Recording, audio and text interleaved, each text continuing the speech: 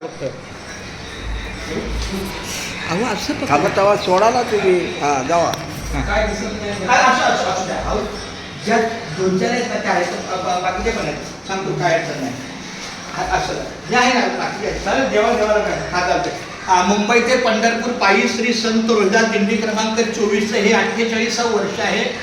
वैकुंठवासी हरिभक्त परायण गुरुवर्य पांडुरंग कारंडे महाराजांचे परम शिष्य हरिभक्त परायण श्री नारायण पाटील महाराज कीर्तनकार आपल्या दिंडीचे सन्माननीय अध्यक्ष यांना अशी विनंती आहे की त्यांच्या शुभ हस्ते या जाहिरातीचा प्रारंभ पांडुरंगाच्या चरणी अर्पण करून त्यांनी आपल्या या कार्याला सेवा द्यावी ही त्यांना विनंती आहे.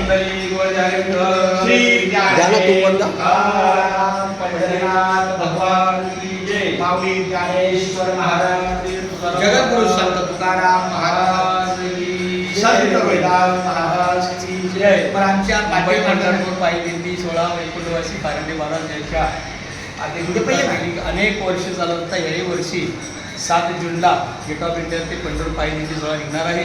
त्याची आज जाहिरात ही वाटचालीची पांडुरंगाच्या ठेवून आजपासून प्रारंभ मुंबई ते पंढरपूर, मुंबई ते देहू, आळंदी, पंढरपूर गेली 33 दिवसाचा प्रवास त्याची जी अनुक्रमणिका आहे त्यांच्यामुळं सकाळ दुपार संध्याकाळ जे जेवण आहे कोणी देणारे आहेत, अन्नदाते आहेत, सेवाभावी आहेत, अशांना सर्वांना निमंत्रण देण्यासाठी ही जाहिरात छापलेली आहे. सर्वांनी मुंबई पंढरपूर पायी दिंडीसाठी गेट ऑफ इंडियाला यावं. आपापल्या जीवनाचं तुका म्हणे जन्म आल्याचे सार्थक विठ्ठलचे एक देखलिया आपल्या जीवनाचं सार्थक म्हणजे जन्म नाही अनेक तुका म्हणे माझी भाक अशी ही सुरुवात जाहिरातीने ठेवलेली आहे. सर्वांनी संत वेदास महाराज की जय. आज जरी दिंडीची जाहिरात विठ्ठलाच्या चरणी अर्पण केली तरी आमच्या वडिलांनी आम्हाला एक आदेश दिला होता की पहिली 2 साध्या तरी पहिल्या घारापुरीला पोचवायच्या. त्याचप्रमाणे काल आम्ही त्याच्या घारापुरीला पण पोचवल्या. त्रिमूर्ती ब्रह्मा विष्णू महेशांच्या चरणी अर्पण केल्या. श्रीफळ अर्पण केलं. अरबी समुद्राला श्रीफळ अर्पण केलं. अशा पद्धतीनं काही झेरॉक्स प्रती सुद्धा आम्ही परवानगीच्या माध्यमातून केल्या.